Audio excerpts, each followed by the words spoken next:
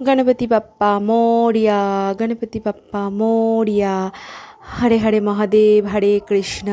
তো আজ তো জানো গণেশ পুজো, তা আমার বাড়িতে ছোট একটা মূর্তি আছে গণেশ ঠাকুরের, তো সেকে নিয়েই একটু পুজো দেওয়ার করেছি।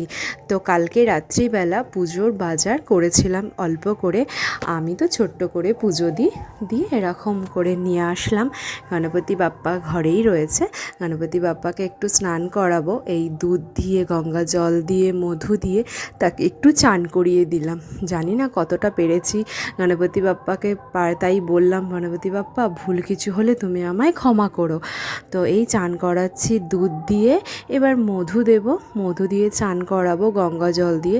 জানি না কতটুকু পারবো, তো চেষ্টা করি যতটা ভাবি একটু ভালোভাবে পুজো দেওয়ার জন্য।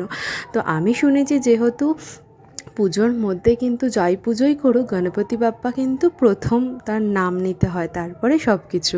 তো মিষ্টি নিয়ে এসেছিলাম, মিষ্টি মোদক, ভেবেছিলাম বাড়িতে করব মোদক, আমি তো পারি না তাই কিনে নিয়ে এসেছি দই। তো গণপতি বাপ্পাকে সুন্দর করে সাজালাম, সাজিয়ে এবার প্রসাদ দেব, প্রসাদ গণপতি বাপ্পাকে গ্রহণ করব।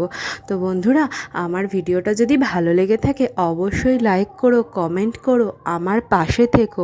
যদি ভিডিওটা ভালো লাগে অবশ্যই কিন্তু একটু শেয়ার করো।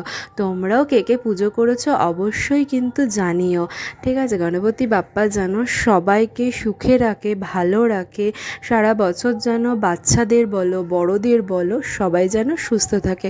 টাটা বন্ধুরা, বাই বাই।